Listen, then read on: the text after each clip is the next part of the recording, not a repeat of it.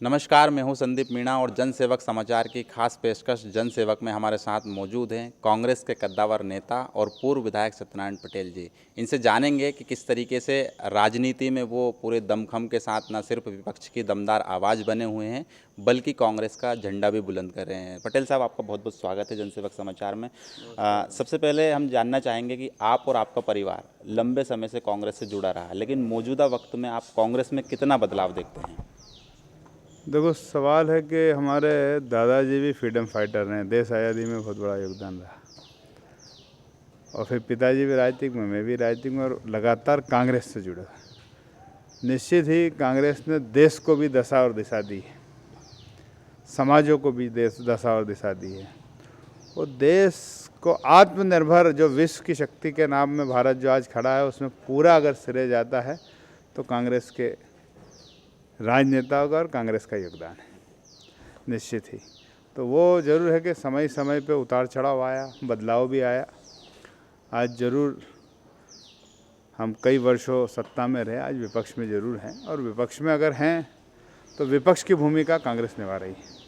पटेल साहब, अगर कहा जाता है कि मध्य प्रदेश में कांग्रेस का संगठन तो कमज़ोर था ही था, लेकिन जिस तरीके से अगर देखें तो सरकार 15 साल बाद कांग्रेस की सरकार बनी, लेकिन 15 महीने में ही सरकार गिर जाती। क्या लगता है, कांग्रेस सरकार चलाने में भी कमज़ोर साबित हुई? देखो, ये समय समय का खेल है। परिस्थिति बनी, सरकार गिरी, लेकिन जनता ने तो जनमत दिया था। और निश्चित ही जो सरकार गिरी है, मैं ये कहूँगा कि हमारी जो सरकार बनी थी कांग्रेस की, वो वोट की सरकार थी, मतदान की सरकार थी, मतदाताओं की सरकार थी। और अभी जो सरकार बनी है वो नोट की सरकार बनी। तो नोट और वोट की सरकार में क्या तुलना है, वो मध्य प्रदेश की जनता इस उपचुनाव में उसका फैसला देगी। पटेल साहब, अगर कमलनाथ के बारे में बात की जाए तो काफ़ी अनुभवी नेता हैं और केंद्र का भी उन्हें काफ़ी बड़ा अनुभव है और मध्य प्रदेश में कांग्रेस के वो मुखिया भी हैं। ऐसे में अगर देखें, इसके बावजूद भी वो सत्ता और संगठन दोनों के मुखिया रहें, सरकार गिर जाती है 15 महीने में उनकी। आप किसे जिम्मेदार मानते हैं सरकार गिरने का? सरकार गिरने की जिम्मेदारी शुद्ध रूप से भारतीय जनता पार्टी के जो वरिष्ठ नेता हैं, देश के प्रधानमंत्री हो, अमित शाह हो, मध्य और भारतीय जनता पार्टी के तमाम नेता हो, जो पूरे देश को धनबल पर चला रहे हैं। उनकी पार्टी धनबल पर चल रही है। आपने आंकड़ा देखा होगा, मेरे ख्याल है कि सबसे ज़्यादा अगर चंदा किसी को मिला है देश आज़ादी के बाद, तो भारतीय जनता पार्टी को मिला है, जो आप सबको मीडिया के माध्यम से, सूचना का अधिकार के माध्यम से सब दूर पता चलता है। ये सारी बात है। तो धनबल से ये सरकार गिरी। बिल्कुल, धनबल से सरकार गिरी, लेकिन अगर देखें तो कांग्रेस में एक बड़ा कुनबा था ज्योतिरादित्य सिंधिया का। वो अपने 22 विधायकों के साथ भारतीय जनता पार्टी में शामिल हो जाते हैं। समय समय पर वो कांग्रेस को चेतावनी भी देते रहे, संकेत भी देते रहे नाराज़गी का। क्या संगठन में उनकी नाराज़गी को लेकर कोई चिंतन मनन या मंथन नहीं किया गया? देखो, हर समय पे चिंतन मनन मंथन हुआ है, ऐसा नहीं है। और बहुत बड़ा परिवार है कांग्रेस, उसमें छोटे मोटे मतभेद हो सकते हैं। वो 2 दिन, 4 दिन, 8 दिन हर चीज़ का समाधान हुआ, ऐसा नहीं है। उनके कहने पे 6-7, 7-7, 8-8 मंत्री बनाए गए। उनके कहने पे हर व्यवस्था की गई, ऐसा नहीं है। उनके कहने पे कम से कम मध्य प्रदेश कांग्रेस कमेटी और देश की राष्ट्रीय अध्यक्ष सोनिया जी, राहुल जी ने कम से कम 55 से 60 विधानसभा टिकट भी दी है। ऐसा नहीं है, उनका सम्मान हर जगह रहा। लगातार सांसद रहे, सेंट्रल मिनिस्टर रहे, सेंट्रल मिनिस्टर के बाद राष्ट्रीय महासचिव रहे, उत्तर प्रदेश के प्रभारी रहे। ऐसा नहीं है, उनको बहुत कम समय में कांग्रेस ने बहुत कुछ देने का प्रयास किया। लेकिन ये भूल क्यों हुई, किस लिए हुई, ये ज़रूर कोई कमी रही है, लेकिन हमारी पार्टी कमी नहीं रही। मैं तो सोचता हूँ सिंधिया जी ने जल्दबाजी में भूल कर दी है, भूल की है, और वो भूल का पश्चाताप वो खुद करेंगे, आपके हमारे सामने बात आएगी। एक व्यक्तिगत सवाल आपसे पटेल साहब कि आपको ज्योतिरादित्य सिंधिया का बड़ा समर्थक कहा जाता था, और ऐसे में जब भारतीय जनता पार्टी में ज्योतिरादित्य सिंधिया शामिल हुए हैं तो उन्होंने इसे स्वाभिमान की लड़ाई नाम दिया कि वो अपने स्वाभिमान के खातिर बीजेपी में शामिल हुए हैं। आपने आखिर क्यों उनकी स्वाभिमान की लड़ाई में सिंधिया से किनारा कर लिया? देखो, मैं सिंधिया जी का व्यक्तिगत संबंध पहले भी थे और आज भी हैं और रहेंगे, वो एक अलग विषय है। लेकिन विचारधारा की जहाँ बात आएगी, सवाल ये है कि मैंने स्पष्ट रूप से उनको कह दिया था कि उन्होंने जब इस्तीफा दिया तो हमने भी इस्तीफा दिया था।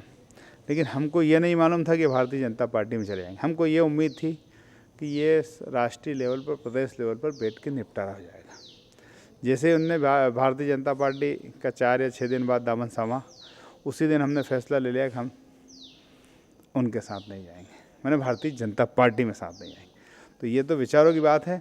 जिस विचार के खिलाफ हमारी पीढ़ी लड़ती रही, जिस विचार के खिलाफ हमारे पूरा आज तक का जो जीवन है उसको हमने निछावर किया, तो हम उस विचारधारा में सम्मिलित नहीं हो सकते थे। तो ये महाभारत में भी परिवार अपने सामने आमने सामने युद्ध लड़ा कर्मों और विचारों पर। तो ये तो कर्म है भाई, वो उनके कर्म पूरा करे, हम हमारे कर्म पूरा करेंगे। और ये युद्ध हमारा, हम व्यक्तिगत एक हैं लेकिन विचारों में अलग अलग हैं। पटेल साहब, अगर देखें हम 2018 के विधानसभा चुनावों की बात करें तो 5 नंबर से आप चुनाव लड़े, बहुत कम अंतर से आपको हार मिली। क्या आपको ऐसा नहीं लगता कि अगर समय रहते आप और आपका संगठन सक्रिय हो जाता तो आप वहां पर आज विधायक होते? देखो ऐसा है, समय आता और जाता है, परिस्थितियाँ बनती बिगड़ती हैं। तो ये ज़रूर है कि हमको पार्टी ने, पहले में 5 नंबर से एमएलए था, पार्टी ने देपापुर भेज दिया, ऐसा ही जैसा भी भेजा था। देपापुर से एमएलए था, पार्टी ने 5 नंबर में भेज दिया। तो ये इसलिए है कि पार्टी इतना विश्वास करती है कि हमारे जिस क्षेत्र में चुनौती उसको हमारा उम्मीदवार पूरी कर लेगा। तो हमने कोशिश की, हमारे दल ने, हमारी पार्टी ने, हमारे कार्यकर्ता ने, उसमें माइनर हम रह गए। तो ये तो प्रजातंत्र है, ये व्यवस्था है। इसमें देश की प्रधानमंत्री इंदिरा गांधी जी को हारते हुए देखा है, अटल जी को भी हारते हुए देखा है। ये प्रजातांत्रिक व्यवस्था है, इसमें हार जीत एक सिक्के के 2 पहलू। इसको खेल के रूप में लेकर आगे लड़ाई लड़ते रहना चाहिए, लड़ते रहना चाहिए। सावेर विधानसभा चुनाव की बात करें तो चूंकि कांग्रेस और बीजेपी दोनों ही जोर आजमाइश कर रहे हैं, लेकिन जिस तरीके से वहां पर मंत्री तुलसी सिलावट और पूरी शिवराज सरकार खुद ज्योतिरादित्य सिंधिया के साथ सौगातों की झड़ी लगा रही है, प्रेमचंद गुड्डू खुद वहां पर चुनावी पसीना बहा रहे हैं, क्या लगता है इस मुकाबले में हाथ मजबूत होगा या फिर कमल खिलेगा? देखो सवाल यह है कि इसमें बिल्कुल हाथ मजबूत होगा। कमल इसलिए नहीं खिलेगा कि कमल को इस देश का किसान, आज की तारीख में इस किसान बिल से भी, प्राकृतिक प्रकोप से भी, और मोदी जी ने कहा था कि मैं किसानों की आय दोगुनी कर दूंगा, मैं गरीबी हटा दूंगा। मोदी जी ने कहा था कि मैं रोज़गार 2 करोड़ साल के दूंगा। मोदी जी ने कहा था कि देश को आर्थिक संपन्नता की ओर ले जाऊंगा। और मोदी जी ने कहा था कि भ्रष्टाचार मुक्त कर दूंगा। मोदी जी ने कहा था कि मैं काला धन वापस ले आऊँगा। तो सारी चीज़ कहाँ गई? ये सवाल मैं मोदी जी और भारतीय जनता पार्टी से करना चाहता हूँ। आज किसान परेशान है, देश का जो बिल आया है उसमें देश का किसान परेशान, सब दूर आंदोलन हो रहे, हर दल कर रहे, हर किसान मैदान में। मैंने तो ये तक भी टीवी में बाइट सुनी कई जगह कि देश में कई किसानों ने कहा कि मैं भारतीय जनता पार्टी को वोट दिया था, लेकिन मुझे उम्मीद नहीं था कि मोदी जी ये फैसला करेंगे। तो सवाल है कि जो किसान कमल उगाता है वही किसान कमल काटना भी जानता है। तो ये सांवेर विधानसभा पूरी किसानों की विधानसभा है, 90% 80%। तो उन्होंने कमल बोया भी है, तो कमल काटेंगे, ये फैसला हाथ को मजबूत करेंगे, ये तय है, ये मैं उम्मीद करता हूँ। मध्य प्रदेश में 28 सीटों की अगर हम बात करें पटेल साहब, तो 28 सीटों में जिस तरीके से 15 महीने में कांग्रेस की सरकार गिर जाती है और अब फिर चुनाव होना एक बड़ी चुनौती है कांग्रेस के सामने भी, कमलनाथ के सामने में। ऐसे में आप कांग्रेस को कितना मजबूत देखते हैं इन 28 सीटों पर?